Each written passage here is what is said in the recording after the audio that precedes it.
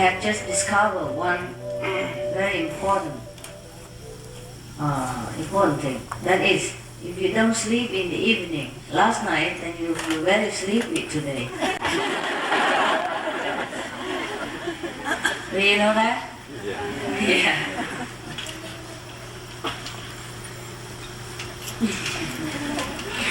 Did you sleep enough last night? Yes. I did. But it's okay. And today I went to the sea. I mean, oh. Huh?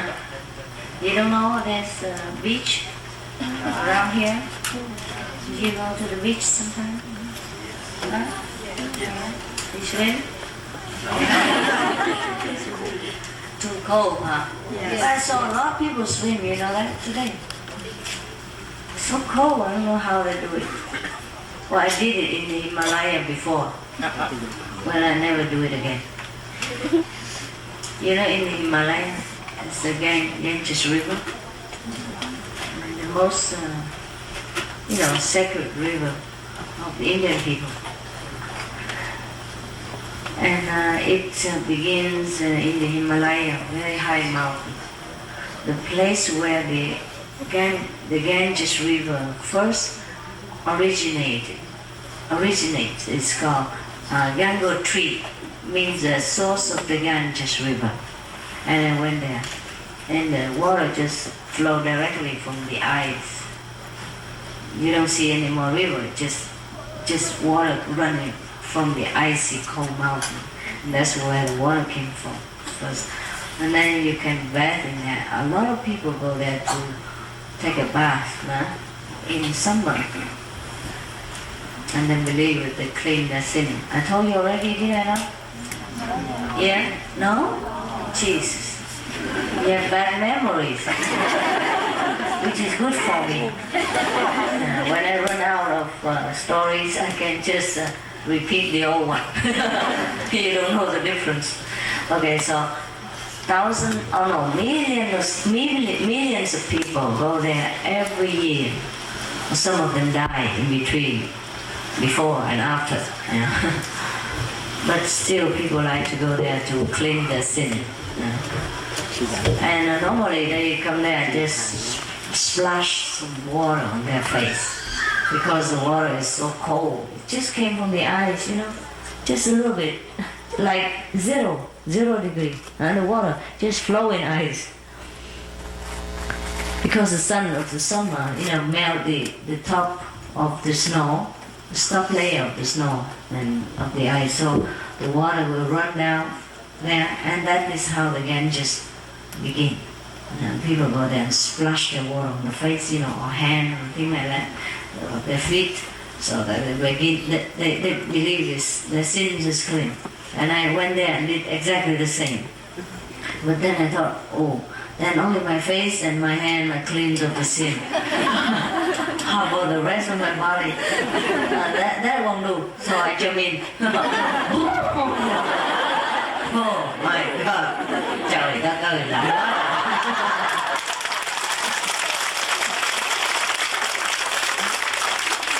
Nói gì chứ lạnh muốn chết. I jump in, I have to count to 5. 1, 2, 3, 4, 5. Then I have to jump out. Because then if you don't jump out after 5, you never jump out again. And you will float out, to the plane like this, and become one of the many. And because in India, after people die, they don't bury. No? Mostly they will burn the corpse, or they just throw it in the Ganges River. First they burn it and throw the ashes in the river, any river, because the Ganges has many branches too. And there are 3 of the source of the Ganges. One is Yamuna tree, the other is Ganga tree, the other is what tree? Oh, never mind. Another tree somewhere. I forgot the name. And mostly people in India, after they die, no, not after they die, but after somebody die, the living will burn them. The one who has money, their bodies will be burnt by their relatives and friends until become ashes, and then they put into an urn, box like this, and then they went to the water, big water like Ganges River, and throw it in. But some people don't have enough money, so they just throw it in, And then after a while it becomes swollen and white, it looked like a foreigner, Yeah, originally it's black and small, like Indian, but after 3 days it's become like an American. Really fat, big, white, all swollen. So sometimes if you walk along too long, along the Ganges River, because there are many roads along the Ganges River, and you walk too long and you're tired and you don't know where to rest, you just lay near the Ganges River, not too near, in water, they will rise up in the night, And then take some of the body, the still intact body and swollen and soft and white, and make it the pillow. It's very soft. You try. No, I don't tell lie. You try. Or you can meditate on it, So when you go to India, there's no need cushion so clumsy like you. Just go to Ganges, the riverside, and pick any of your size or bigger size. Then just sit on it. It's pretty soft. Soft and just, spongy. And then when you sit in such a corpse, you feel in samadhi. I guarantee. Because you're too frightened to move. Just stiff like this. Yeah. A lot of yogis, they do that. Nobody is afraid of death in India. They will laugh at you if you're scared of death, nah? But for them, to die is liberation. You just go from somewhere else, it's better, and you take a rest. And if you want to come back to this world again, or if it is your destiny or your mission to come back, you will just come back. Yeah, no problem. And it is so. Of course, there's some places unpleasant, but most people go to pleasant place, like astral paradise, and then come back again. No? And when you die, the body has no more problem. It won't cause any problem to anybody else. The corpse is just dead, discarded kind of material.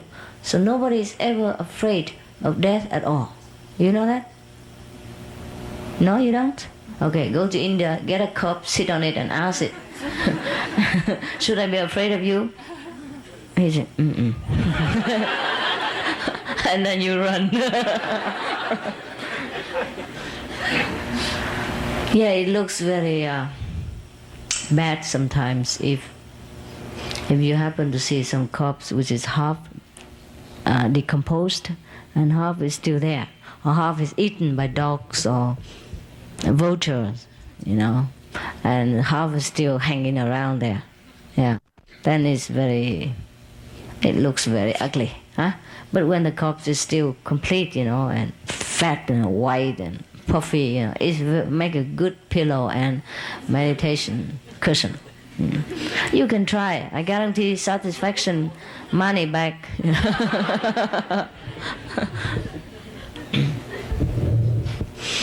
The rumor has it that because of so many like decomposed body in the Ganges water, that's why the water is so pure. Yuck. They say the calcium, you know, from those rotten bones or something, purify the water. So actually, there's so much garbage and trash and yucky thing go into the Ganges river, but the water is really pure. You can put it in a jar for 10 years, it won't go rotten. It's just as it is, you know. They don't have like purified system in India, and they don't have a filter to make sure the water is clean even. No, they just drink like that, straight. Some people use cloth to filter it, but some people don't. And sometimes some leprosy, the sick people, huh? Leprosy sickness, leprosy kind of center, you know, situated next to the Ganges river bank, you know, on top of yours, you know, on top of your river as a section. And people still go to the river there. And in India, sometimes they don't have sanitary system like bathroom, toilet and all that. So everything just very freely go anywhere. And sometimes you happen to encounter, you know, yesterday chapatis on the road, you know, or milk, you know, under your feet, but in different form and different smell, of course, because it's been 2-3 days old already. It's been go through some filter system. So you just have to put up with it. Sometimes, you know, you think of Himalaya or how you say, Indian and some riverside as a very romantic, mysterious place to go, to sit for meditation. But when I went there the very last time, it was terrible. It was summer, and I went to the top of the Himalaya, you know where the source of mysterious story like Babaji, Yogananda, you know, teacher and all that came from. And I was dying to find a river spot, you know, riverside spot to sit and meditate, you know, as is described in the book. You know, you have to do everything according to the book. It sounds so romantic, you know. The yogi sit next to the river, you know, on the bank of the river and all that, and forget everything, you know, just be in blissful reunion with God. Oh God, I try hard. Because everywhere is, you know, 3-4 days old chapatis. And the smell is also awful, you know, just like 3 days old. It's just terrible. You can't even find a place to sit next to the water anymore. And that was one of the holiest place in India and in the Himalaya. Because so many people go there every year. And that's why it become a little bit unholy. Everything so polluted and smells so bad. The nearer the holy place, you know, the more messy. So sometimes the illusion and the reality don't match. We imagine a lot of things. For example, in Tibet also, you heard about so many big monasteries, huh? Where all the holy monks, like thousands or sometimes 10,000 of them reside there, study together, and it's a pretty impressive sight. But next to the monastery, on the empty spot, empty yard behind the monastery, sometime in the morning, thousands of them sit there, do the same business. In the open. They don't have any other system. They just let the nature take care of nature, So that's the way it is. And sometimes if you're not used to it, you can feel very... When I was in India, I'm a very shy person, huh? Everybody is, when it comes to that.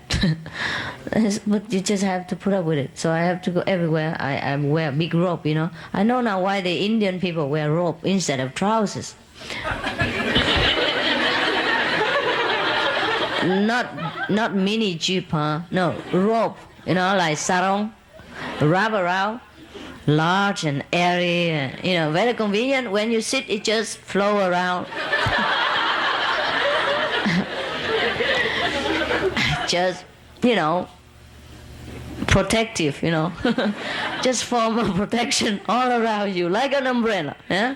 And to make sure, I had another umbrella on top. So I have roof and walls. And then you're convenient everywhere. Otherwise, sometimes the bus just stops right on the middle of nowhere, and behind the bus is a high mountain you can't climb, as stiff as the wall. No? And in front of you is a cliff just as stiff as the wall too. So you can both become cliffhanger there or cliffhanger here. So you just have no choice but do it right there. So the sarong, and the umbrella is pretty helpful. In case you want to go to India to find a holy master or something, don't forget these two stuff. Huh? And sleeping bag, of course. Anyhow, and sometimes you have to be quick. These are some practical tips I have to give you. I'm sorry if you don't like it. You have to be quick. Because sometimes you can only do it at night. In daytime, you're too shy, Too many people, thousands of them look on all the time. They don't know what privacy means, okay? And also, there are a lot of wild animals here. And when... So the rope is convenient, Because if you sit down, you can always jump up and run again. If you wear trousers, it's very difficult. By the time you zip it up, the animal come up to you. Because sometimes you just prepare to sit and you come. Somebody want to say hello. In a very Himalayan language, Even though you don't understand that language, I advise you, don't stay there. Don't say hello back, just run. Yes. So sometimes there are a lot of things that you don't know about the Himalaya. And sometimes a big snake, as big as your body, cobra, like rattlesnake, some what?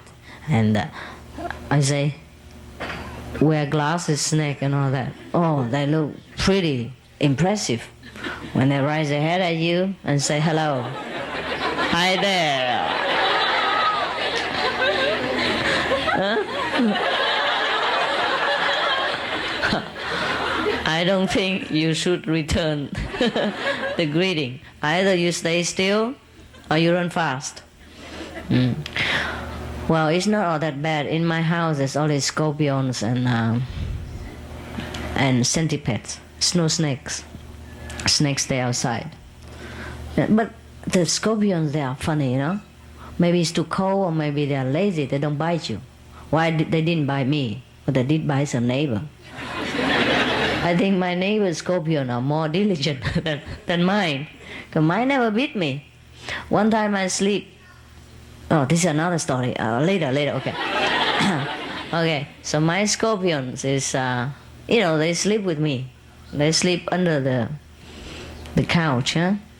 Not that I really have a couch. It's just a very rotten kind of 4-leg kind of.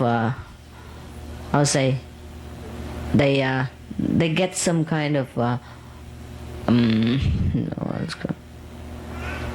some cái mấy cái dây rừng nó nói sao ha? Rotten. May gì? Hỏi tiếng Anh nói tiếng Việt. Those rope were made from the bark of the trees and all that. And then they knit them together, and then hang it on the 4 poles, like that. And it's just like a hang mat. And you throw your sleeping bag on it, zip it up, and sleep. And then meanwhile, you can see through. Not that I have magical power, but I can see through the walls and the roof. Thousands of holes in everywhere. I call them 5,000-star hotel. And it's pretty cheap, yeah. And then the scorpion, of course, like to wander around, through the halls, through the roof, and then sometimes drop on top of my sleeping bag and just stay there. And then in the morning when I wake up and say, "Ooh, what is that?" And he raised his head and said, "It's me." It's me, Scorpio. So I had to take, 1 or 2 of them under the pillow or the blanket or under the table or under the chair or under the bed. Huh? Sometimes a lot, maybe 10 of them. And centipedes, and take them together, put them in a jar, and then go out for a walk. And then find some big rock and take that, let them take refuge. And next day, others come again. Every day I'm busy. Take care of these sentient beings. But it was fun because there's nothing much to do. That was in one of the houses, the mud houses that I stay. Why they call mud houses? Because they use mud to make the wall. They just simple, tie some piece of wood or something together, and then they put, cow shit and. Yeah, really. I'm not kidding you. That's what they use. Or else what you call that? Huh? Man. Do you think when we say that, the things will change the quality or something? Okay. Okay, not cows, it may be bullshit. And they mix them with some kind of grass, and then just pat it on the wall. Paste it on the wall. And then when it dries, that's what it is. And of course, when it dries, there are a lot of holes will appear, because it's never enough. And of course, you can fix them by go out and find some more bullshit and fix it up. When you live there, or you don't care about all this bullshit anyhow. Okay, so that's thing. That's one of those houses I live. Most of the house in Himalaya like that, if you even have a house. And sometimes they also rent a veranda to you. Like that kind of house already occupied. So outside of the house there is a cái mái hiên đó, veranda phải? Huh? Huh? Garage? They don't even have any garage. Huh? Veranda, huh? Cái mái hiên á? Okay. You can rent the veranda as well. It's cheaper. And you take you put your belonging in a corner, and you hang your mosquito net there, and that's where your house is. If you don't have a mosquito nest, you can rent. They will also rent you blanket, mosquito net, and a warm stove and coal you can buy. And then you can cook something for yourself. But it's not much, huh? Mostly there, I just eat raw. It's too much to carry a lot of utensil around. And when you climb very high, you can't afford. There's no car, no garage, no train, no motorcycle. I don't never see any motorcycle climb the mountain yet, but there may be in the future. And not even bicycle. The only bus you can take is number 11. And it goes pretty slow. Especially uphill. And when you carry your sleeping bag and chapati flour and, kang bei, cup, steel cup or a spoon or whatever. Everything very heavy. So the higher you go, the more stuff you throw away. When I started my journey, I took a lot of things. I would need that, I would need this, I would need this umbrella, 3-4 spoon, 2 chopsticks for different size, and 2 cups and 2 dishes and all stainless steel, and all that. And books even, and maps, and binoculars and glasses and everything. Wow, complete, like a real explorer. But every step I go, I have to drop one thing. Wow, you had no idea how heavy the sleeping bag even can become. When it's damp, and raining a little, snowing a little, and the sleeping bag just suck in all this, and it become heavier and heavier, and my feet also became heavier because it's a sports shoe that I wear. I have not been in Himalaya before. I thought sports shoe we do, but sports shoe, all the water came inside, and the snow also sneak in because it's warmer there, And I take refuge in my shoes. And then after I walk for many miles, the feet became very big and heavy as well, and you walk like this. When you have a place to rest, then you have to take all your shoes out, wring your socks, and hang it on some stove somewhere, or wash them. And then wear them again next morning. But most of the time they don't have time to dry so fast. They don't have hair dryer in the Himalaya. And in the morning sometimes we have to go very early to go together with the group, Yeah. And so you have to hurriedly. So most of the time I wear also damp clothes. Very damp. I have only 2 pair of clothes, so I get one wash and one wear. But sometimes both of them look like washed because it's all in the rain, So I have a choice either to wear that one, soak it in the rain, or to wear the other one was soaked in the stream water. It's both the same.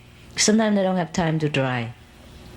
But after you walk for a while, it dry by wind and air and your temperature of body. It can dry, because if you walk, your temperature rise up, you became hot. And most of the times I walk. Sometimes in the very rare region, they have horses for rent. And they have, they call laborer who carry you behind, in the back, or 4 laborer to carry a seat and chair kind, and you sit in the middle. But be careful, because it's very slippery. Sometimes they throw the customer, down. And both of them also, 4 of them also crawling, and the 5 crawl together. and the chair became pieces, It's very dangerous sometimes. That's why people don't often go there. And if they go there and they came back in 1 piece, they think they're very lucky. Yeah.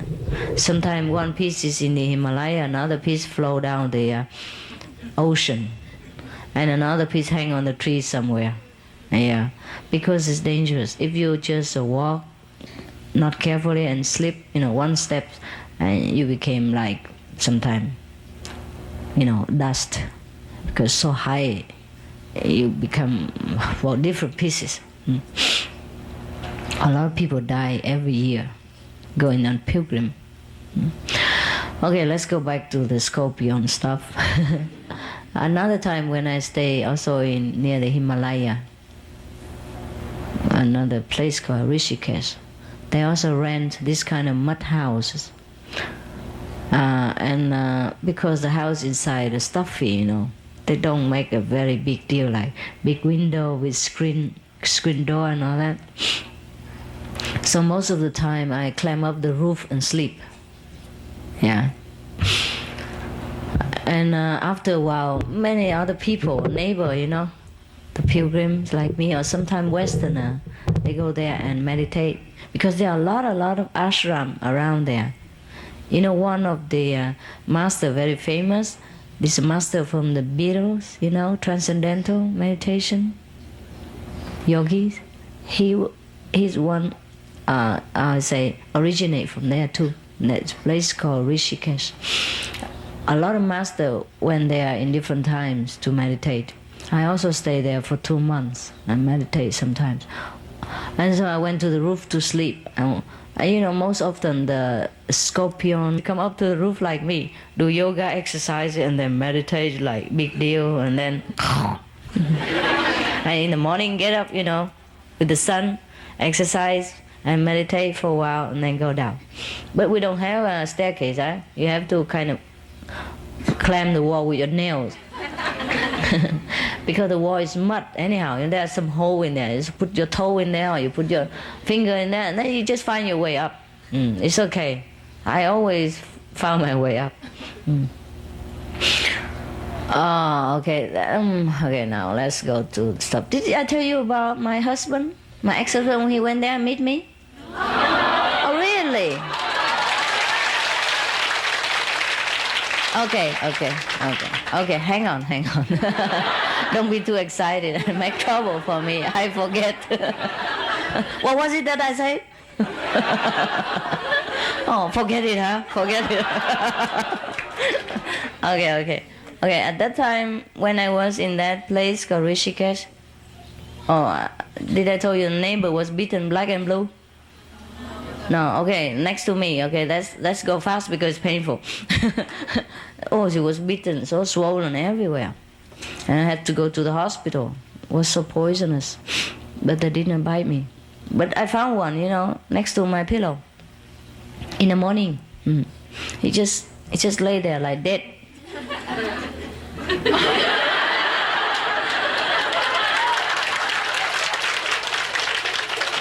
And I say, hi there, are you alive or dead? And he moves his whisker, to let me know, don't touch me. I said, no, I just said hello, okay. And then, okay, so that's the place, huh?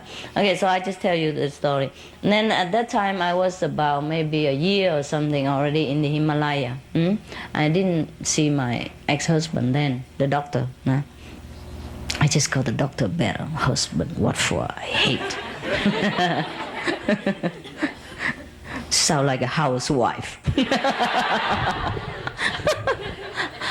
Okay, so what happened is I stayed there for a while. And then my so-called husband, ex, last, or never seen again. He went there to meet me. But he didn't know I was there. I also didn't know he was coming. I was in Delhi before and in other regions and stay in different ashram, with different masters and different groups, just to learn here and there and checking out everything. And then I was tired of all the groups and the ashram politics. So I went alone. I went to different places to meditate. And Rishikesh was not the first place and it's not the only place. But this is the place where things take place. And then I stayed there for 2 months. And then my ex-husband, he had holiday or something, or he missed me somehow. He went to India to want to find me, and he went to Delhi, the ashram that he knew that I was there before. So he went there, but he didn't find me. So he hang around. Nobody know where I went. He hang around and tried to find somebody who knows me. So anyhow, and meanwhile he was miserable, and they tried to tell him that you should not worry about your wife, you should worry about your soul, What's that? So, and at that time he already knew that I was in Rishikesh, so he said to them, my soul is in Rishikesh. So the next day he packed, and he just have a knapsack, backpack. Yeah, and then he went there to see me. But talk about Rishikesh, it's also big, It's not just like our meditation center here is a city, small city. So many ashrams, so many things going on, so many people all the time. But he went to my room and found me. Actually, I wasn't in my room. I was on top of another mountain where there was a spring water coming out, and I was washing my clothes, and taking a morning bath. Sometimes I go to the Ganges River and take bath there, but sometimes I took bath next to the stream near my home, my rented room. Okay, but that was another story took place before that. Okay. Meanwhile, before my ex-husband came, there was another friend who came. And actually, it's not a real friend. I don't really have any friend. When I stayed in one ashram in Delhi, he was there too. And he was kind of famous because he's Canadian Chinese, the one and only in the group of Indian or Western people. And I'm also one and only kind of Asia face over there. So he and I were both very famous. I was famous because I worked for the ashram, and they named me Smiling Steps, because they say every step I go, I smile. Yeah. So I never saw if I smile or not. I didn't possess a mirror there. But I was very beloved. And sometimes people even bow to me, They prostrate in front of me, and I scared. I was so scared. Those with long beard and big turban, about 70 years old, it was fit enough to be my grandmaster. Yeah, sometimes they just prostrate to me. I don't understand anything. Anyhow, that was by the way. Okay, and he was famous there, and I also knew him because he brought there with the trend like survival into 24 centuries, things like that, with raw food, sprouts and wheat germs, whatever that is. So everybody in that ashram, because they also bored, have nothing to do, they follow him. And he was a kind of, survival guru. And then we grow wheat germs on top of our bath tower, and grow sprout in front of our, window, and on top of our washing sink, thing like that. So he was famous for a while. Nah? And when I was there for a while, he went there also. He went there, and then he somehow found me, and he saw me, and then he asked me, "Oh, this is a nice room. Actually, very cheap, just a mud house, square like this, a top, and no window, no door, Or you can have a door, but look like no door at all. Quack, quack, quack, quack, quack, quack, like that, a big piece of wood, and then you have to push with all your might, and then when you open it, bang, sometimes it bang on your head, It's very difficult. So he likes it, because in such a places, to find a private room like that is heaven. You can stay in any ashram there if you want, free of charge, but you can only stay 3 days in each. That's the rule. Because they don't want you to stay there forever and bring all the lice and louse and, rise them there and be attached to the ashram. So they're very hospitable, but 3 days only, and then you move. And then you keep moving all the time. It's very tiring. So got a room like that, and then he was very interested. He asked me whether he can rent one himself. I said, "Oh, not at the moment, not that I know of, but 3 more days, you have one next door to me. So if you want to wait, and you can come back again." He said, "Oh, I don't have anywhere to go. I don't know how to go around here." First day, I said, "Okay, then stay here in my room. I don't sleep here anyhow. I sleep on the roof every day, and you go." And so you sleep here, Actually, in the ashram before, we sometimes sleep together, not in one bed, in one room. Sometimes ashram, they make very big room, and then you sleep just like in Melly, like sardine in the doors, in the box, like fish in the boxes. It's okay, no problem. We don't mind. So anyhow, we already knew each other, and I think, no, I didn't share room with him, but sometimes we sleep outside together, a lot of people together, or we went away with the teacher, then we just have to sleep anywhere that there is a corner to lay your head on, or sometimes you cannot. Like sometimes 6 months on stretch, I have to sit I don't have a place to even lay down. So I have a chair, like folding chair like you, like on the beach chair, nah? I take it with me. And one of a small suitcase. So in the evening, I just open it and sit on the chair and put my leg on my suitcase. And how I sleep for 6 months. And in the daytime, sometimes I fold it, sometimes I don't. Fold it is better. Now I stay in a corner. Like on the roof of any house, they sometimes build a little bit extra higher wall on the roof, huh? And then the corner is like this, huh? So I sit in one corner and I put my blanket on top of that corner, and that's where my house was. Every day. It's just pretty hot there, In summer, it can be 40 degrees Celsius. But I have no place to go because sometimes the ashram is overflow with people. And I don't like to stay together with people too much, because they make noise, they snore, and they have diarrhea, and they sometimes smoke pot, everything. So I prefer to stay alone. Even one corner alone is better than together with hundreds of others. So okay, I stay there. In the daytime, I cover with the blanket. In the nighttime, I just sleep under the stars and sitting, Very, very simple. So when it rains, I don't have much to even move. I just take the chair and the luggage, poof, go into under the veranda roof. Okay.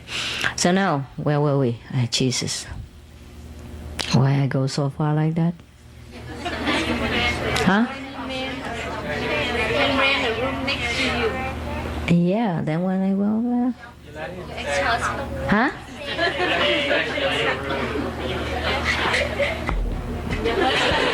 Okay. Yes, because we sometimes sleep together outside, things like that. Or maybe he sleep next door in another corner in the night, but I sleep all day and all night there. It's my quarter. Because I don't have anywhere else to move my stuff inside the house. Everywhere, the cool place, the safe place are all occupied. Even on the floor, everywhere. Sometimes like in Melly, huh? Or anywhere that you go, like hotel, and then you sleep on the floor. Every corner you occupy. So that's the place where I put my stuff all day, all night for 6 months. And then, so it's okay. We don't mind, man, woman. At that time, I don't even think.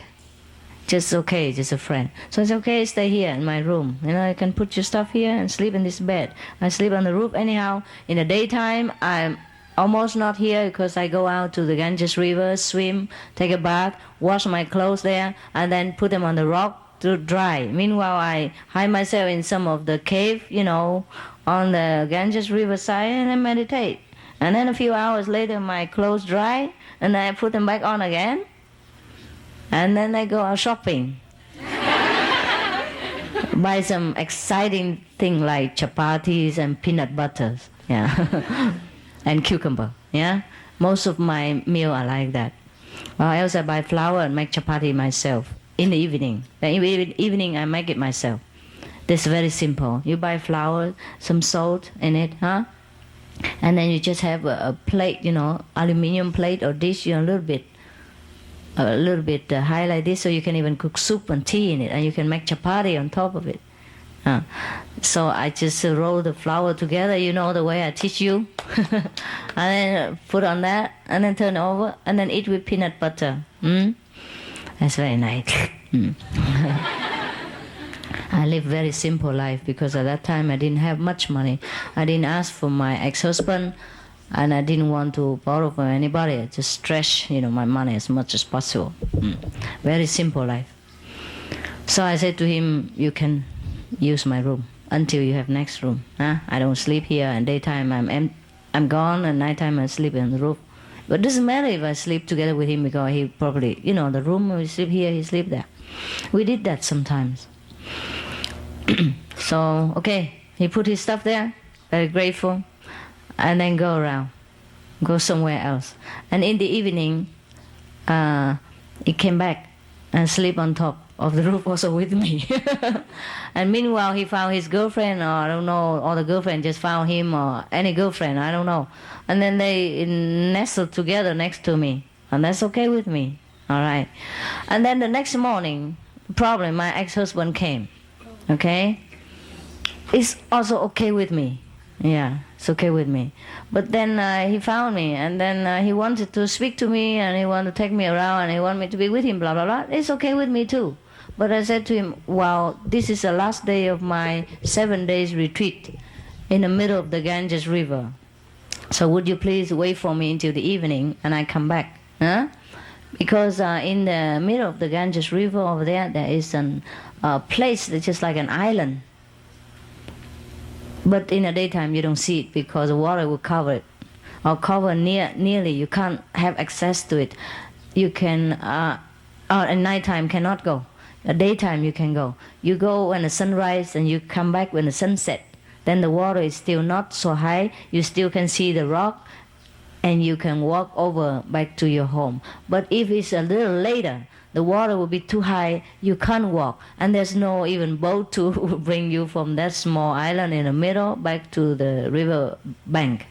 So I went there every day to meditate, because there was a very famous master who lived in that, opposite the bank, next to the island. Yeah. And he told me I should go there and meditate in that cave for 7 days, and then you feel good. He told me. I said, okay, why not? I have nothing else to do.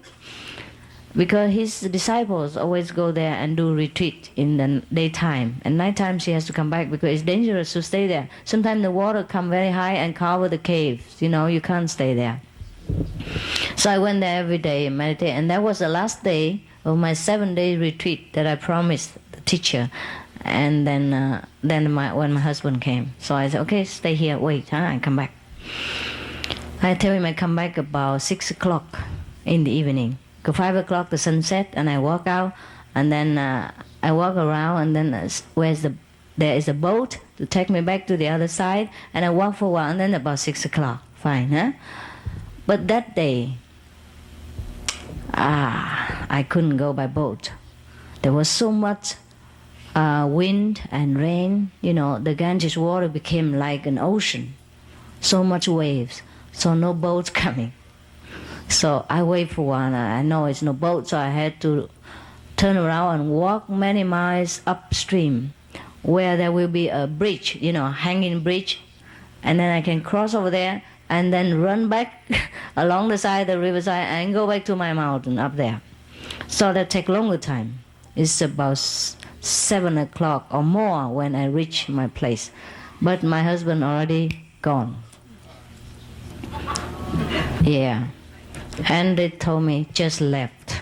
And I don't know what's going on. So I found my friend. So scary. I found my friend, the raw food survival into 24th century. So I say, where's my husband? At that time he was still my husband. So it's okay.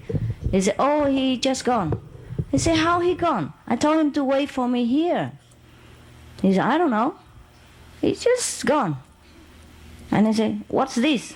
Because I recognized it was a movie camera that was belonged to me before I left him.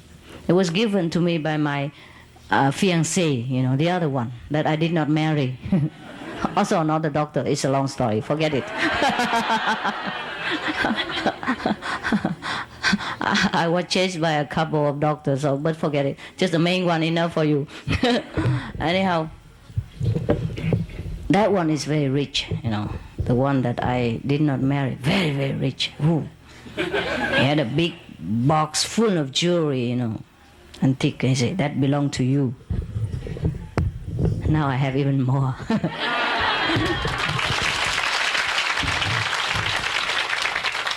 So that's another story. Okay. My ex-husband are not rich, just okay, average doctor. But the other one was richer, the one I didn't want to marry. He managed to engage, but that's it. No more. And what was now? Okay. And then I said, what was that? He said, oh, he gave me this movie's camera. I said, why he gave you this camera?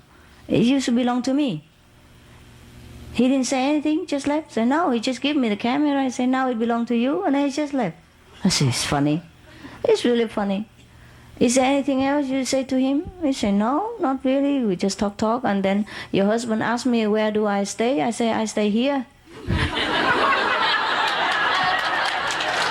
in your room and sleep in your bed.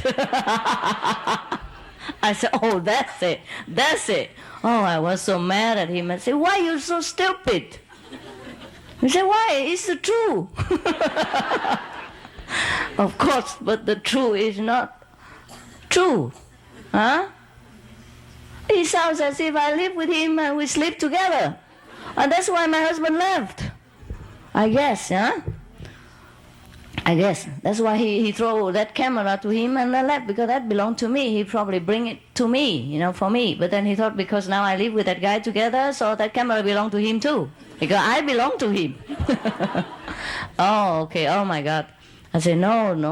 This is bad, And I was so kind of mad and kind of panic. And the guy didn't know anything. Said, oh, she changed. It's strange. And then I run, I run after him. I run to the bus stop, find him. But then he's gone. When I arrived, he just gone. A few minutes ago. Just like he left and I come. Just like the movies, Just like those sad romantic movies. Oh, jeez. I asked them, do you see, my husband just left here anywhere? So, who is your husband? I said, the one with bird like this, German, tall, handsome. I said, oh, yeah. He just left, which bus long ago. And I said, is there any other bus now? I said, no, last one, gone. It's late. I say, so, because I chased him with a horse car, it takes a long time. In India, you have horse car. One horse carry about 10 person. And I ran the whole car. Still couldn't chase after him. He just left. Okay. I don't mind if he misunderstand me, but he's not supposed to be. He just came first time to see me. I didn't want him to get hurt like this. I also didn't want him to see me, but since he came already, I don't want him to have just a bad souvenir to bring home. He came such a long way and we didn't see each other for a year, and I don't want him to feel so bad, Suppose he felt bad, otherwise he wouldn't have throw the camera there and go without saying one word to me and without written even a note to say why. So I didn't go there for that purpose, and he misunderstood. So next day I went to the post office and tried to call him. But to call Delhi from there is like you contact the moon or Mars, Just hello, and then boop, cut. And before you can even say hello, you have to wait half a day to get the line. There's only one post office, and there's a kind of, old-fashioned kind of transport communication. Because the mountain is Himalaya, there's no such convenient, walkie-talkie mobile phone like we had. So I wait half a day just to say hello, and then it cut. And then I wait another few hours again just to say another hello.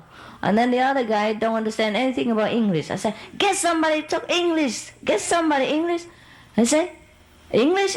No, sorry, bang. Okay, so next, the third time, I wait another 4 hours to get through. And then I asked an Indian guy, who spoke English in the post office. Luckily, I go, please tell him I want to talk to somebody who speaks English over there, and don't hang me up again. Because it take me a whole day to say hello. So, okay, finally, I got through the message. My husband, is he still there? Because I guess he went back there. I don't know where he went. I guess he went back there because the friends say he want to go back to Germany. Why? He just came there. He want to stay there for 2 weeks holiday, and then he came, don't meet me, and then go back for Germany. So that means he's very sad, So I say, please go and find my husband. I say, who's your husband? We have 1,000 around here with beard and blue eyes and, blonde hair and tall and handsome. So I said, no, my husband, so-and-so name, please find him. And then he said, no, we don't know. So I said, okay, so please tell him that, I call, if he comes, such and such name. He said, okay. But then I wasn't sure the man understands, so I might give a kind of telegraph. But I didn't even know that he would receive it. I said, you misunderstood. please come back immediately. So, and I left it there, but I had no hope that he will receive. And I waited and waited and waited. I don't see any reply. A few days later, I left. I went to further, higher region to go to visit those, like Ganges tree, where the source of the Ganges is, the Ganges River is. So I went up there, and very high mount. And I also didn't say, I did say I go where, but to just random people over in around that area. Then my husband did come back.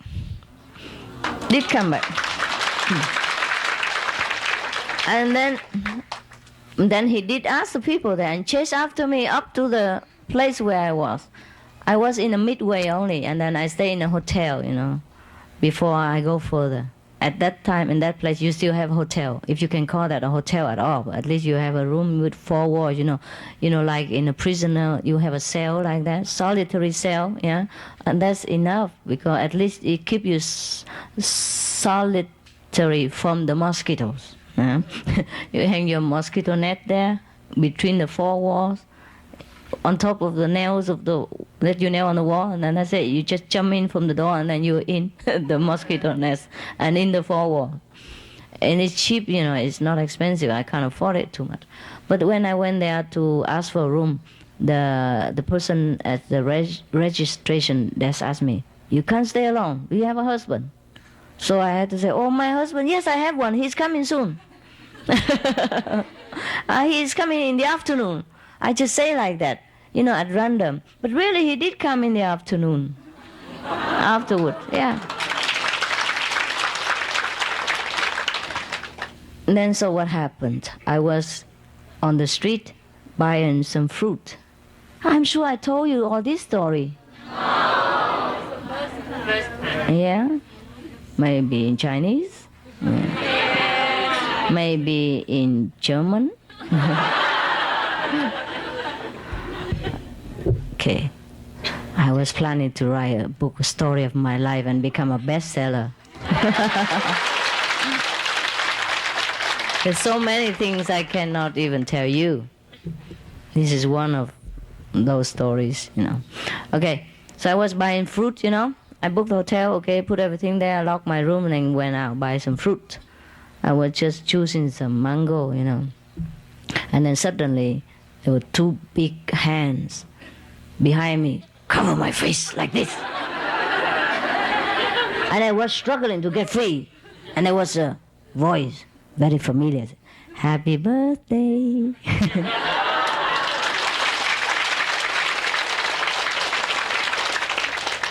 And I turned around, there he was, my husband. We had the same birthday. Yeah. So I said, "Okay, happy birthday to you." And so that night he stayed with me there, and then we traveled together up there. I didn't have to explain anymore, because he know I'm alone there. Yeah, and he never asked about the guy with the camera. He probably knew too. When he went there already, probably the guy explained to him that he just borrowed my room. Meanwhile, he had already a room next door, and then with his girlfriend. So probably he went there, then everything is clear. The truth always comes out. I didn't even have to say anything anymore, because when he found me in the Himalaya alone like that, in a small room alone, then he knows. Okay, and then he was very happy, that I let him travel with him and then walk together to many different places. I show him the Himalaya that I know through the maps. And many of the legends, the stories, the mysticism around concerning those places. And he was fascinated, yeah. But he was a non-believer, He was a Catholic though, until he didn't pay the church tax, and then they kick him out. He said, "I believe in God, but I don't believe in church tax." So the priest also did not believe in him. So he said, because I don't pay church tax, I will not be able to marry you in the church. That was before, before we married. I said, I don't mind. Marry anywhere.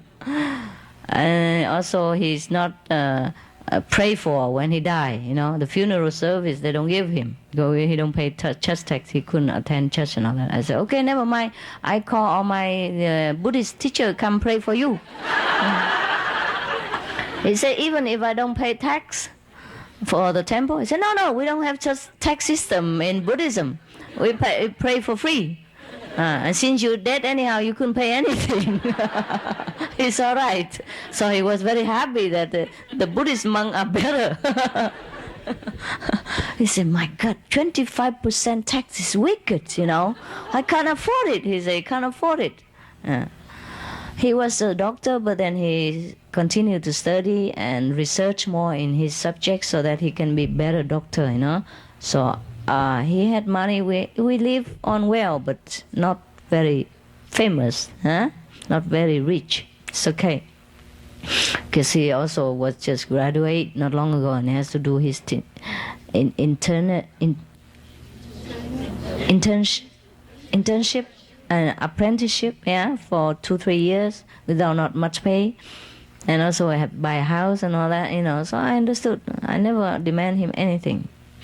He give me what he can, and always unasked. Very generous husband, very considerate. I never complained about him, never, nothing. Except sometimes some woman patients or nurses, they they felt like they should need some protection from him sometimes, and it take longer than it's necessary. They even came to my house for protection. Then I was a little bit, angry. Otherwise, not much. Oh, where were we? Huh?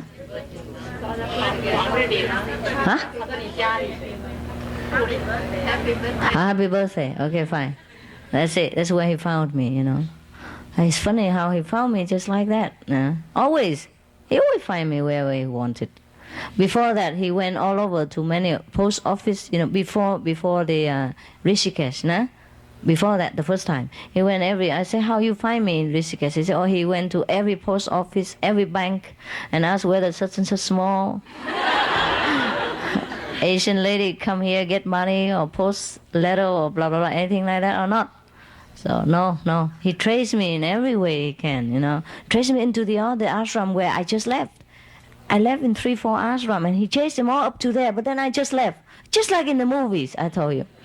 He came and I just left before that, just a few minutes, or maybe last night, something like that. And then he traced to the last place where he met me at the spring water. Okay, now. So we went together everywhere, blah, blah, blah, like that, and came back. Later on, he had to go home. And I continue my search for spiritual wisdom in India. At that time, I already had some, but I thought I still need some more, in case. And so I continue a lot. So that was it. Well, this story just... Okay, fine.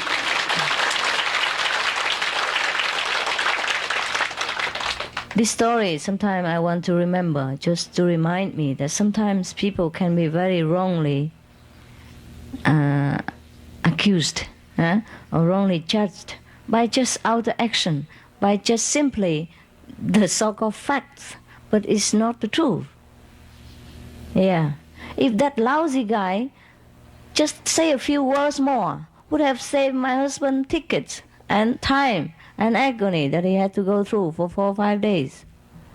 He still loved me at that time, and he expected me to sit cross legs and somewhere, like a holy person, not to run around with a guy like that, and survival up to the 24th century with him. So I didn't want to hurt him so much, he was very hurt, that's why he left immediately. Don't say even one word, don't even say goodbye, nothing. He was a gentleman, you see, he didn't want to trouble my new relationship. Thanks a lot. I didn't need it. That lousy guy keeps saying more, He knows he's my husband. Why he say, I live here, I sleep here? He could have said, okay, she lent me her room, but we are not boyfriend, girlfriend. Then I would be more grateful instead of being mad at him later. And I was mad at him and he was surprised. Oh, you changed. Because I have never been mad before during all this time in the ashram or anywhere else, and everybody knows. I was a smiling angel, And I had no reason to be mad at anybody, except that he's too stupid to not to be mad at, I say, you're just so stupid. And that I left, and he said, oh, you changed. What would you say in my case? Huh? What would you say? Yeah, same, huh? Or maybe more, huh? Maybe say it with fingers. I had to do that sometimes too, during my pilgrimage journey sometimes, because some guys, they are very rude. In India, a woman don't walk alone, don't go out alone, don't stay alone overnight anywhere, because then you will be looked down upon as not good, taken advantage of all the time. So of course I have to go everywhere alone. I couldn't find anyone to go with me.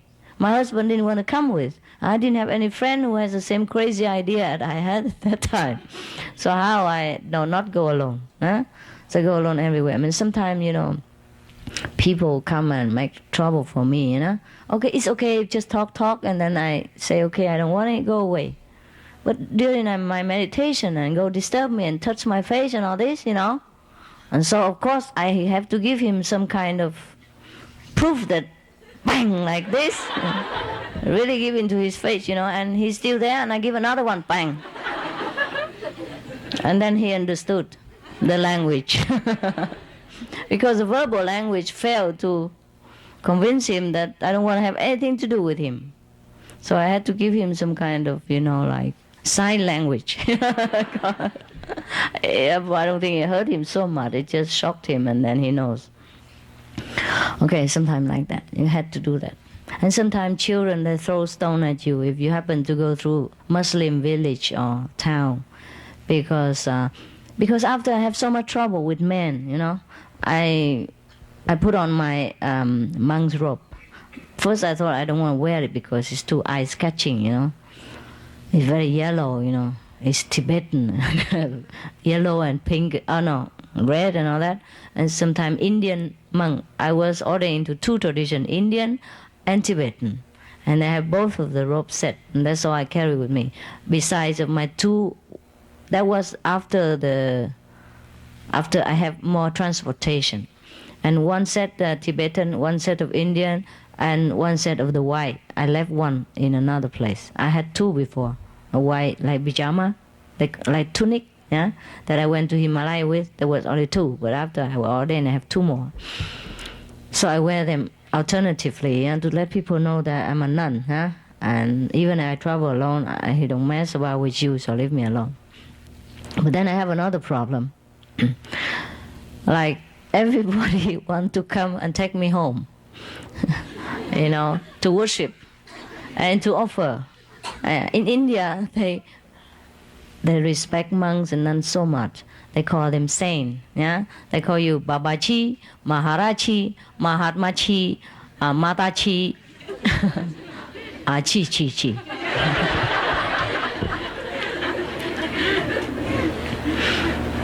And they want to bring me home to feed me, clothe me, give me milk, give me bath, give me room, things like that.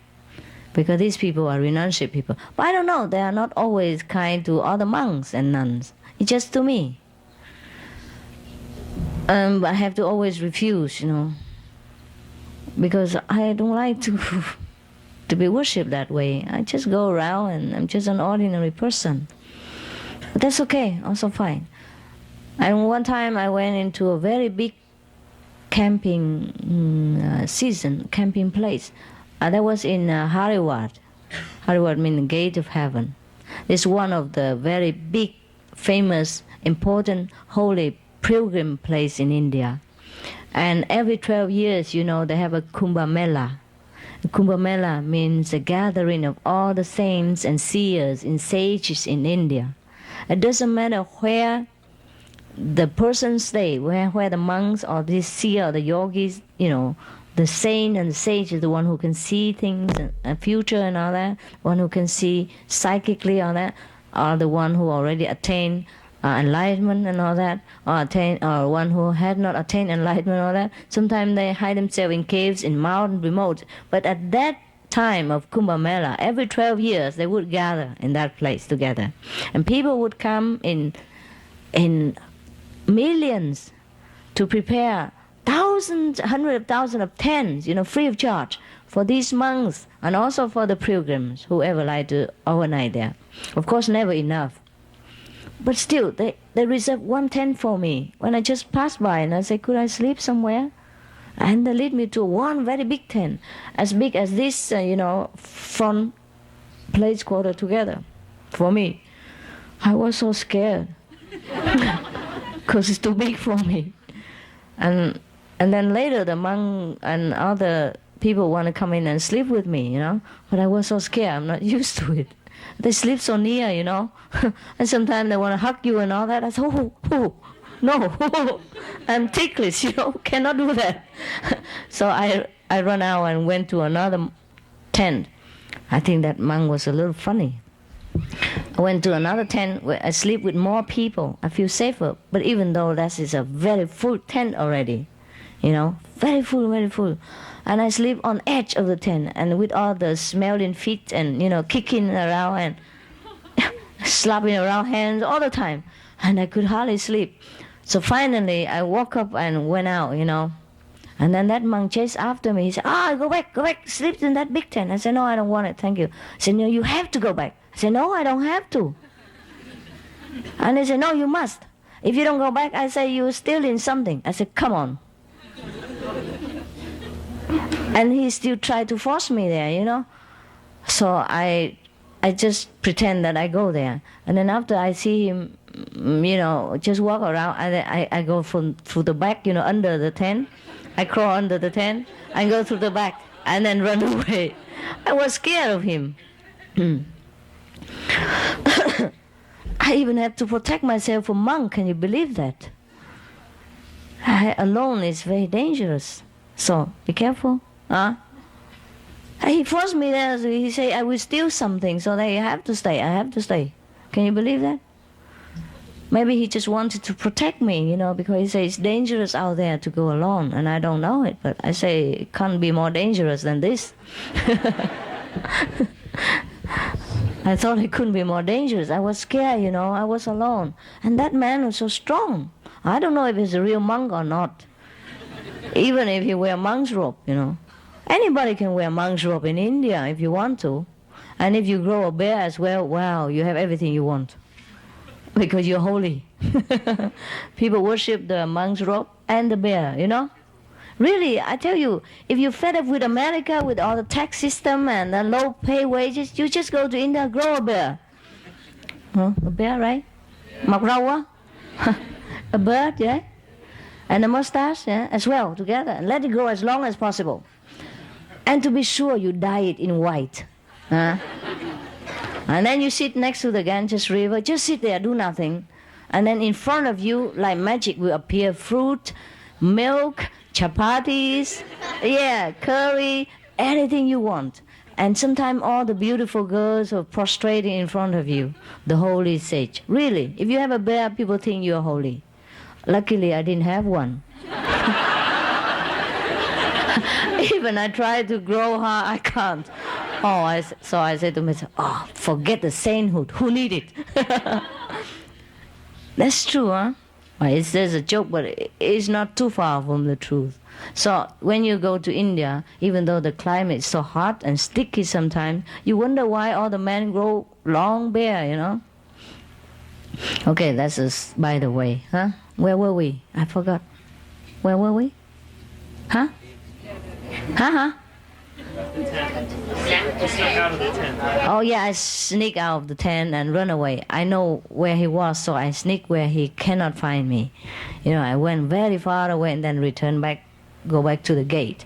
And I tried to find a very quiet corner to meditate. And there are some, corner from the house or tent here and there, but never quiet. How can you find a quiet corner when you're in the middle of millions of people? And they talk all day, all night, and they walk all day, all night, and the dust are flying all over like cloud, 24 hours a day. And I wasn't used to it. And I began to feel regretful to have ever set foot in this Kumbh Mela. But it was so tempting, you know. After you reach Yogananda and Himalaya Master, and you know, all things like that, huh? The living master, all that, Kumbh Mela is a rare thing.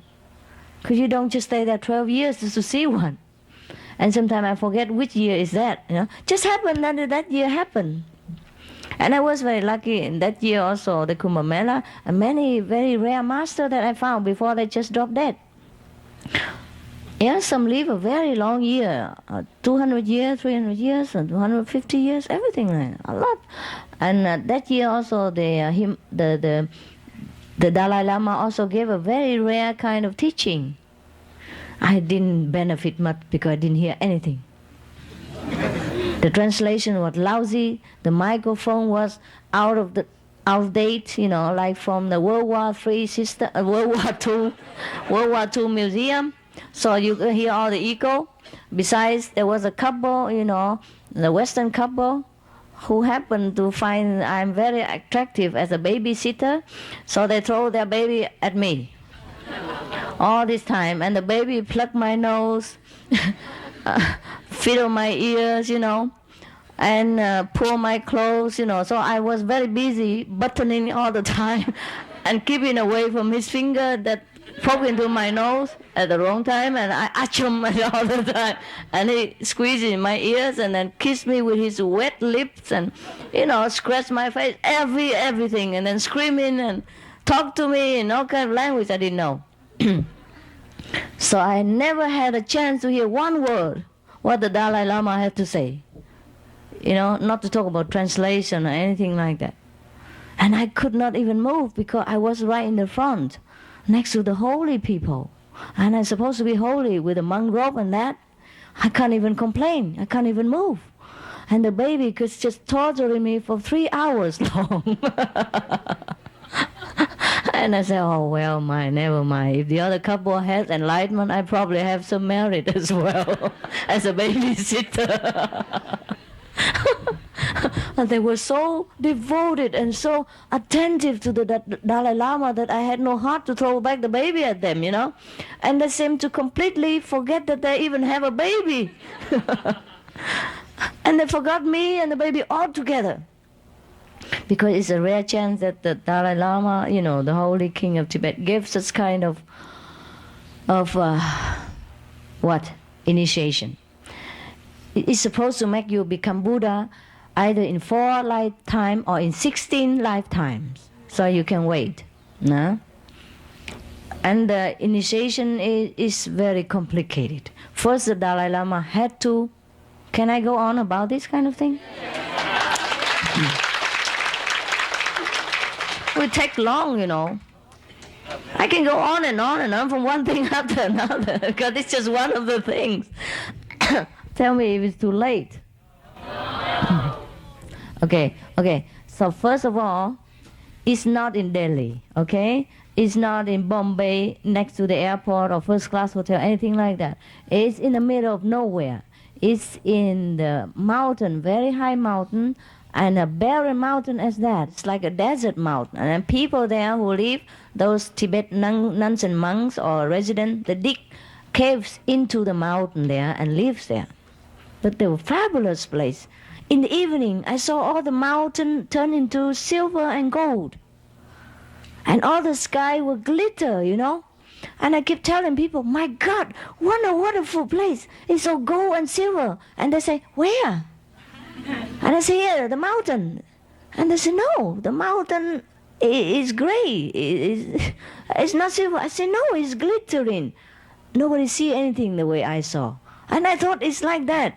I can't believe what they don't believe. You know, I can't believe because it's so obvious that the mountain is glittering like silver and mountain and gold. And the sky glittering with all kind of light, you know. I said, yeah, here, everywhere. And they look everywhere, but nobody see. And I was beginning to wonder whether they are crazy or I am crazy. But I think my craziness is nicer because it's colorful and glittering. So it's okay. Okay, so just, we slowly go to that. Huh? And then so the Dalai Lama had to travel from Dharamsala, is where his abode is. He has a kind of palace there, huh? And then very far away from that place. What's other place? I forgot the name. Just now I forgot. But I know, I still can remember if I want to. No.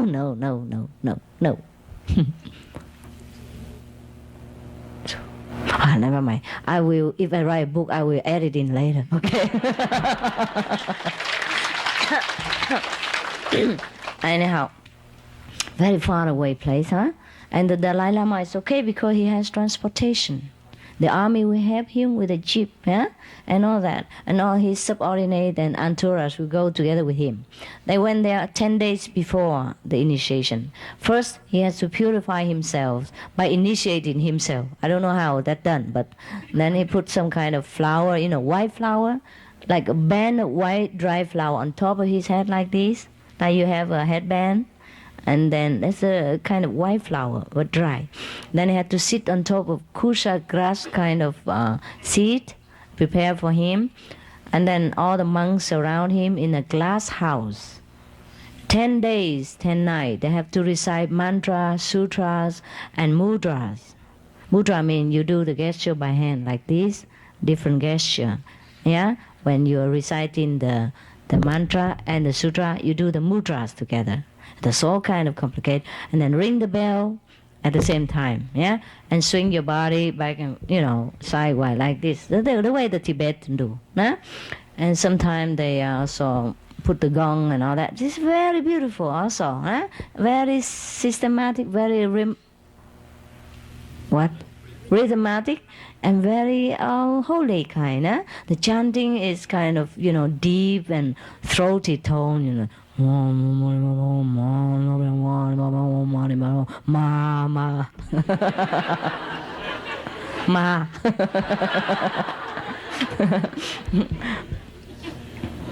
And then you feel airy, even though if you don't know what it is, but you feel impressed and airy and very holy indeed, you feel awesome, huh? Respectful, huh?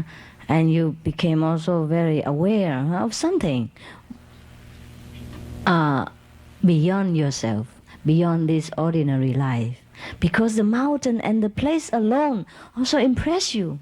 Out of middle of nowhere, it's only mountain, no residence. But then you see some holes in the wall, in the mountain wall, and the nuns and monks appear there with colorful dresses, and they wear beautiful hat like the Russian one, The nuns, they were beautiful because they wear the hat, they cover their bald head, and they look so dignified. And the color of the dress they wear, mostly burkan color, burkan, wine color.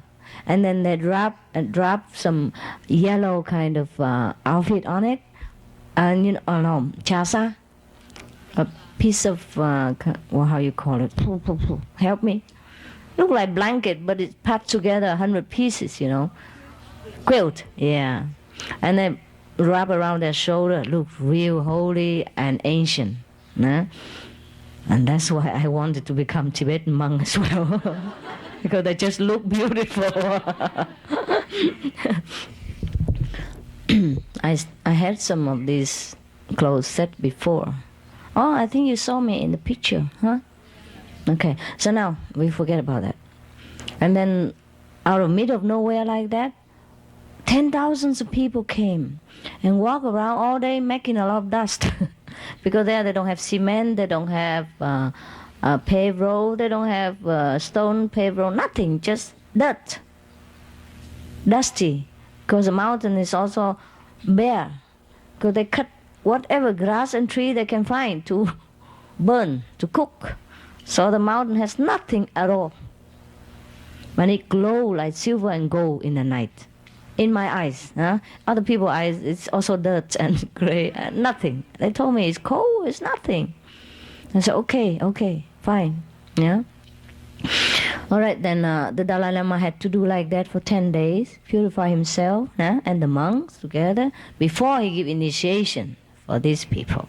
So they were very, very kind of solemn kind of occasion. It's not like just walk through initiation like here, or walk in convenient method the way we do.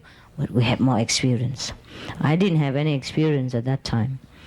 But you're supposed to, when you dream, when you go to sleep at night, they tell you how to dream. You must dream of something. And if you dream of monks or kings or that, then it's supposed to be auspicious. Then you become Buddha very soon. I don't know how soon, but it's supposed to be very soon. But you just have to believe it. And if you happen to dream about devil or woman and all that, then it's no good.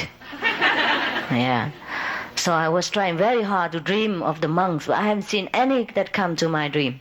And nothing come at all. I sleep, probably I snore. I know the monks or the woman or devil, whatever it is, scared and run away.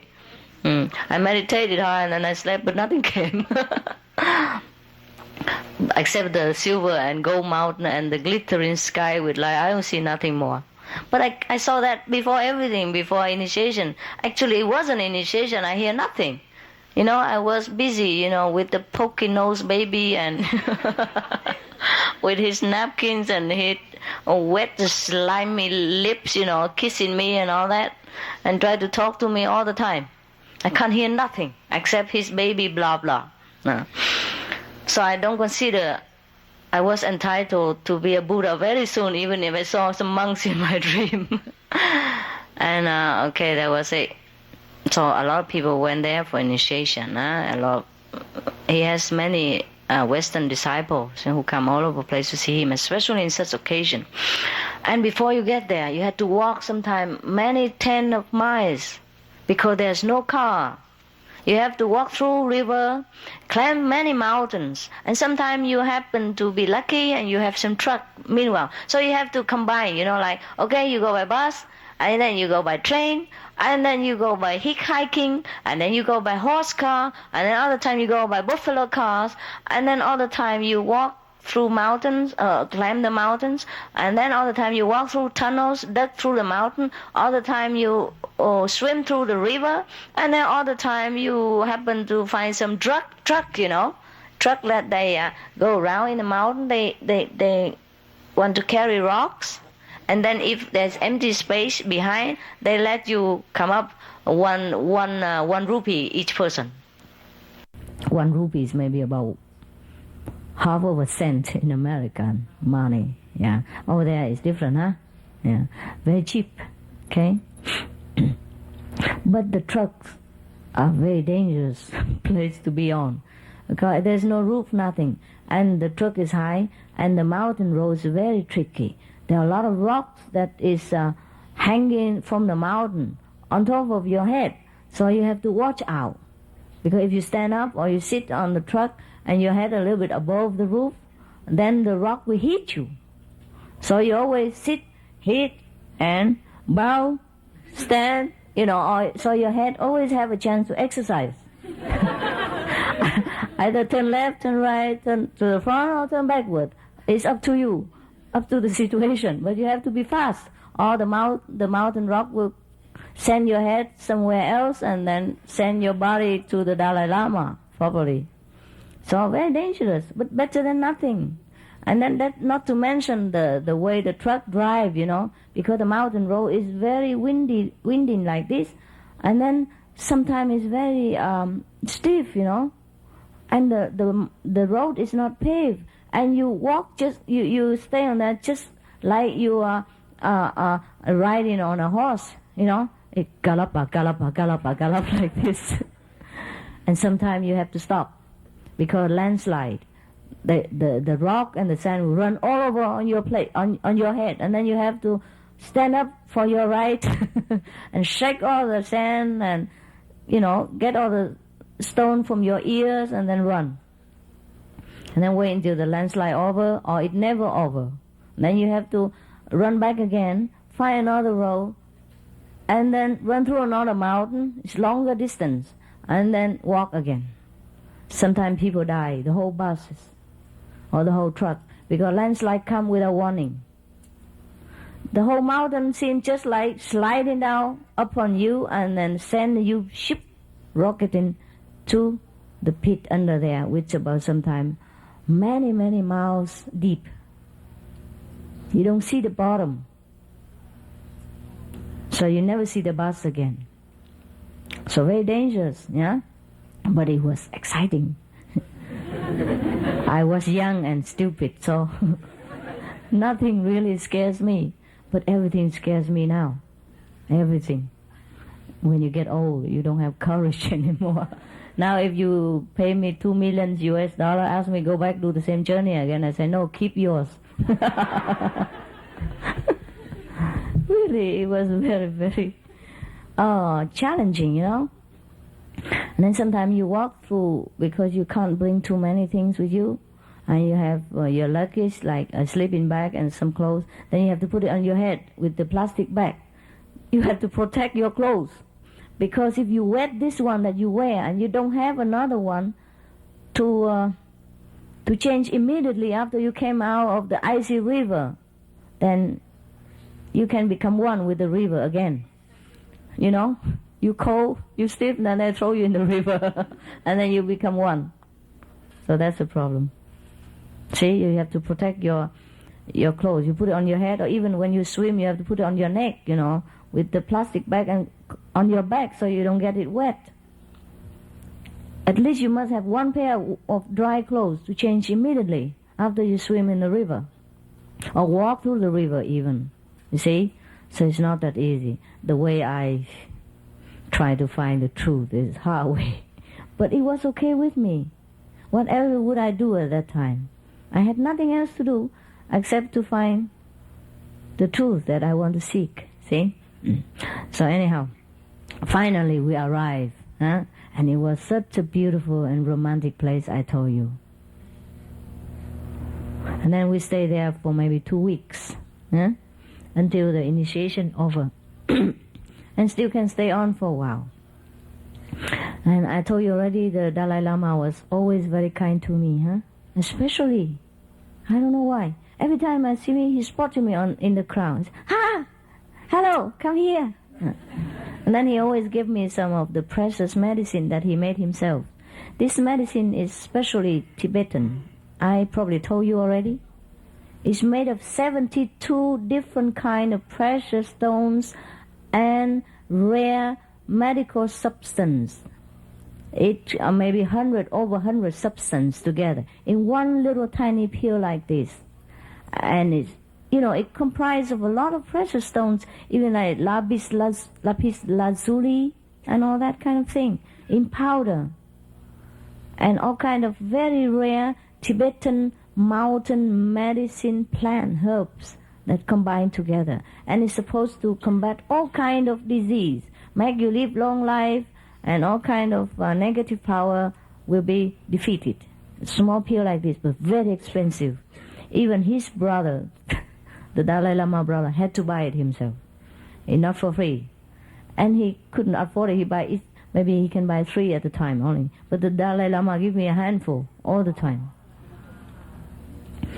But I had to tell you, there's some animal substance in it. So I never took any. But it's no problem, it's not waste. I can just distribute it to his hunger disciple and they all worship me like king.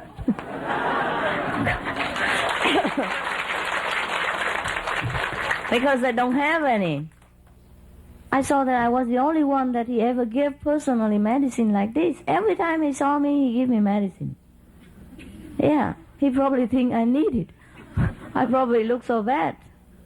Yeah, I had some kind of scratch sometime because of climbing the mountain. And I have sometime insect bite, mosquito sometime, Or probably I didn't look so... Then I didn't look so smooth then. I didn't put any cream on my face, no makeup or nothing. And sometimes I climb the mountain and I don't take care, so sunburn and all that, it's peeling. And scratch from the trees and kind of thorny bushes, bushes for my arms and faces and all that. So he probably think I desperately need some care. He was just a very kind person. I don't know whether he's holy or not, we don't talk, but he was a very good human being, very gentle, very kind. That's why a lot of people like him, even though they are not his disciple, Tibetan Buddhist, nothing. That's why many people became Buddhist also, and recite mantras and run around with the circumambulate with this, I don't know, they have a kind of Dharma wheel, they call it. Every Tibetan have one. They always go around running either with the beats, prayer beats, or with the prayer wheel, They turn around 24 hours. They say they're turning it because it's just like the rhythm of the universe, like the earth also turning, So turning the wheel of the Dharma. There's a symbolic of the wheel of the Dharma, the teaching. So everybody go around with that all the time. And some Western people, when they converted into Buddhism, they also buy one. And everybody have a bowl like this so you can drink tea. Everywhere you go as a monk, you must have a wooden bowl like that. So because everywhere you go, people will offer tea and eat, and you put it in the bowl. But I don't eat them. There's food because it's always non-vegetarian. Except when you became a monk, the day you shave your head with your master, that's the day all the master and disciple eat vegetarian. They also know vegetarian, but they don't eat that all the time. Just at that day. Yeah. Well, they're used to it. In Tibetan, they say they're used to eating meat. But some of the Tibetan monks are vegetarian by occupation. For example, the oracle monk, he must, as a rule, be a vegetarian at all times. The oracle monk is a monk who has to predict the future and some kind of event by psychic power for the interest of the public. Sometimes the Dalai Lama consult them for some event.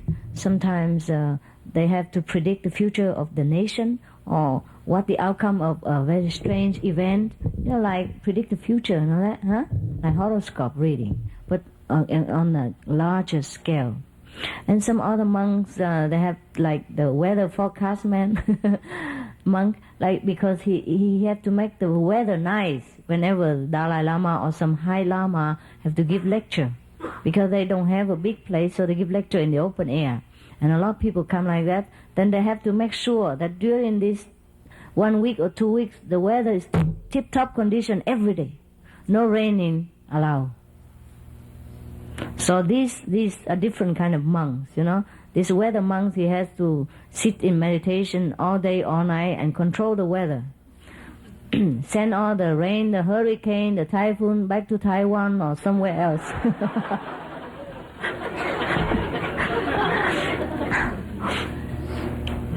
Yeah, it's true. I had also the honor to study with some of them. And I probably was too stupid, and I told it to some of my disciples. And that's how it came, the story of making rain in San Jose last time. And that's how some people scolded me for boasting. Remember? Yeah. Remember the story? Okay. I didn't really boast. I didn't even make rain anymore. I just tell him that, okay, I go and find some rain gods where he drink wine and get drunk and sleep somewhere. I just spank them and make them get up and make rain for you. I made joke with the man who tried to sell me the place in San Jose. And he believed in me. And that's why it rains. Maybe he believed was so strong. And after I come back to San Jose again later, and he showed me the lake that he asked me to make rain there before. He said, this is the lake where the San Jose people, some of them drink, and it's all empty. Can you make rain? Because your disciples say you can do anything. I said, no, I'm not sure if I can, but I can find the rain gods, Probably he get drunk somewhere. I just scold him and send him back to work for you. Maybe it works. I just say maybe, huh? They really work, you know. Immediately afterward, the rainfall, and then the half of the lake full. So when he came back, I came back to San Jose again. He showed me the place that I should buy, every paper ready to sign. He showed me only half. Please fill another half too. I said, well, I don't know about that. Let's see. But immediately it rained again later, and the whole lake full again. Remember last time? That was the first time I came to San Jose, and it was maybe first or second time, and it has been dry for 6 years. Remember? And many cows dies, many animals dies, many farmers dies, many orchards dies. Died because no water. Orange and all that became very expensive at that time. A lot of farmers bankrupt, and many cows died. So that was the famous thing that my disciple made trouble for me. Because one of our brother sister told the agency that want to sell the land for me that, oh, my master, she can do anything. So the only thing that person want for me at that time was rain, because I don't have water there. So he bring me to, but it happened that the mountain I bought is next to the lake also, and the lake normally have to be full for the resident around there to use, but it was all empty until the last drop already. You can see the whole lake dry. So he said, please fill it. I said, how, what? He said, your disciple tell me you can do anything. So this is nothing to you, right? Okay. Anyhow, I just study a lot of things, but I don't use them anymore because there's no need. You can make rain, that's for sure. That's no problem. You can stop the wind, if you know how. These are just if you can dig deep into the secret formula of the universe. And it's kind of science. It's like science, It's just like before we don't have wireless telephone. We don't have cordless mobile phone. Now we do. If suppose 200 years ago, if you talk to some people long distance in a box like that, and the other one receive your voice just like next door in another box like this, black and small in your hand, people would think you're a magician, right? But now it's ordinary. So some science about the universe have been lost to our knowledge, and we think it's superstition or impossible. Nothing is impossible. Even flying through the air, or live a few hundred years, or 1,000 years. Nothing is impossible. But what for do you want to? Did I tell you the story about the long-lived lake water? No? Not even that? Jesus Christ. What didn't I all tell you, huh? Okay. Supposedly there was one lake in India, very deep, high in the Himalaya, with the elixir water that has the ability to grant you long life. Okay? So Alexander the Great, the one who conquered nearly the whole earth before, remember? Also want to have that kind of elixir water so he can live long, because there are a few more countries he didn't conquer yet and he was getting old. So he went to the lake. It's very difficult to find that lake, because not many people know. But then because of his power, he has a lot of spies and FBI, CIA agency has been able to find it for him. So finally, he was there in front of the lake, and he was about to drink it. And then suddenly there come a very husky voice and said, Your Majesty, don't drink it. No, actually he didn't say like this. He said like this, Your Majesty, don't drink it.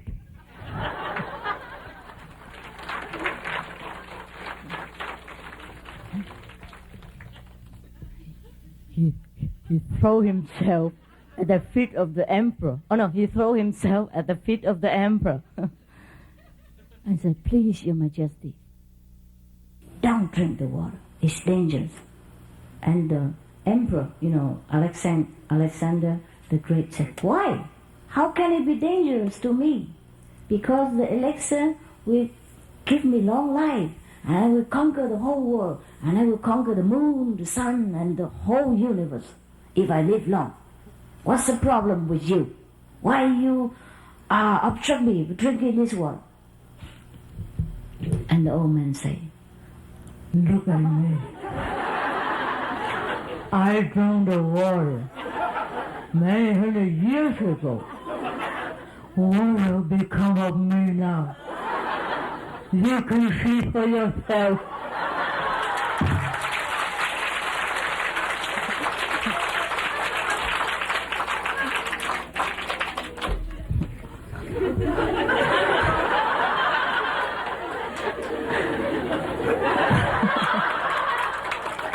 I cannot die, and I can't live like this. The reason why I live on because I just want to keep this water. I want to stop anybody who come here and drink it.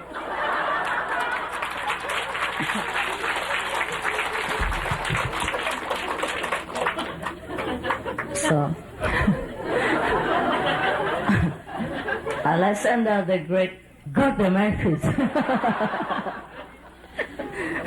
I supposed to be a legion, I don't know if it's true or not. I wasn't there. Obviously, Alexander the Great, emperor, did not drink it because he died, right? Where were we? Before the lake, where were we? Huh? Where were we before the lake? Huh? San Jose. Oh, that was too old-fashioned. All right. Okay. I remember now. Okay. The monks, the Tibetan monks, with different magical power. Okay. So anyhow, so you know already, about the rain monks and the rain monks and the oracle, The oracle monks supposed to be vegetarian. I'm just telling you. That's all. Okay. Otherwise, most of other monks are non-vegetarian, except the day they shave their head or their disciples shave their head to become monk. So I never ate those food that offered by them. I just drink tea. The tea is very peculiar, and even though it sounds good and nutritious, it's like you have butter, and they put the butter in the hot tea. See, so they call it butter tea. Even though it's very good for the cold climate, like Himalaya, but it has a very strong, peculiar taste, and you have to be used to it. Or you have to be dead thirsty, and then don't smell nothing anymore, just drink it. But you get used to it. It's quite tasty. It's just that you would probably never drink this kind of tea in your whole life if you don't meet Tibetan people, because it's salty and buttery. It's not the ordinary tea that we drink, either plain or sugar, sweetened. This one is made with butter and salt, so it's very salty. It's good for them, because salt in such a region is like gold. You know that? So in Vietnam, when I was young, I know people used to trade, some of the precious things from the mountain people with salt, because the mountain people, they need salt so much because it's so hot, so high there, and if they don't have salt, they dehydrate somehow, So they need it a lot. So the plain people in the city used to cheat them, bring them salt, but take silver and precious stone and all kind of horns, and or elephant tusk, tiger skin, anything from them they give. If you just make salt too valuable to them that they have to beg you for it, because the mountain folks are very innocent people, very pure, and they're dying for salt. Salt, S-A-L-T. So sometimes they're cheated a lot by the people from the city. Oh God, where I'm going? From Tibet to Vietnam, from tea to elephant tusk. What else should I tell you?